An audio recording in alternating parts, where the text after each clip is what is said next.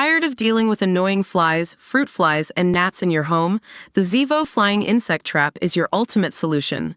Don't wait. Check out the link in the video description now to get your Zevo Flying Insect Trap on Amazon and enjoy a bug-free home today. Incredible new footage shows the Titanic in color for the first time, offering a glimpse into what life on board the doomed ship looked like. A new documentary produced by Channel 4 brings the cursed maiden voyage of the unsinkable RMS Titanic to life using the only known existing footage. The new history series Titanic in Color will feature friends and family of those who died on board, revealing the stories that previously went untold. It is based on the only existing clip of Titanic from February 3, 1912, just weeks before the Starliner met with the unthinkable tragedy.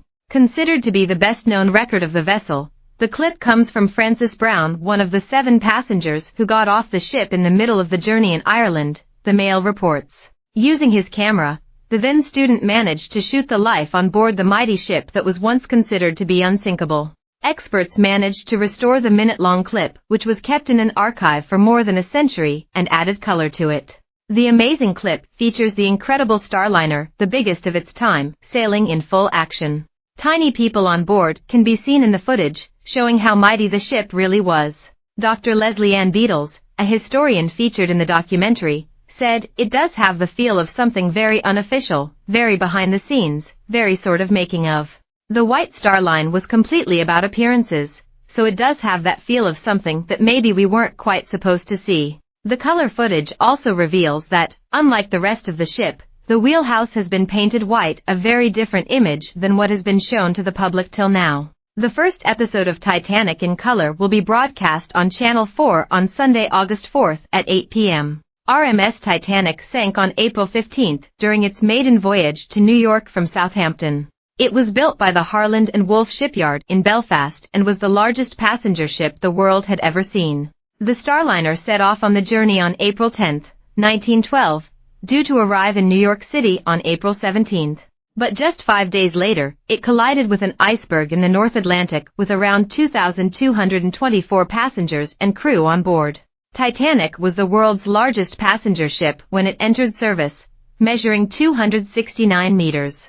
It was the largest man-made moving object on Earth. It burned around 600 tons of coal a day, and almost 100 tons of ash were ejected into the sea every 24 hours. There were 20,000 bottles of beer on board, 1,500 bottles of wine and 8,000 cigars, all for the use of first-class passengers. Up to 246 injuries and 2 deaths were recorded during the ship's 26-month construction in Belfast. The Last Supper served to first-class passengers consisted of 11 courses. First-class passengers were given a book containing 352 songs, with musicians on board required to know all of them in case requests were made.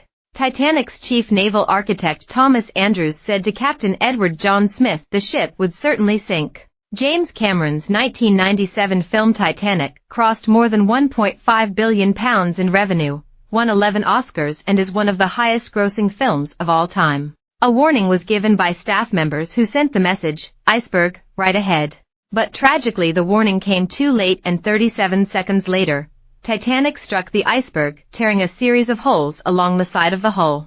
The iceberg was around 100 feet tall and came from a glacier in Greenland. 6 of the watertight compartments at the front of the ship's hull were breached, 5 of them flooding within the hour. 3 hours after the Titanic hit an iceberg, it lay at the bottom of the Atlantic Ocean nearly 4 kilometers down. The wreck lay undiscovered until 1985, when it was found by a Franco-American expedition 370 miles off the coast of Newfoundland in Canada. The bow and stern sections lie about 600 m apart, with the bow by far the more intact of the two. They are 12,500 feet below the surface, and the ship's bow penetrated 18 meters into the seabed.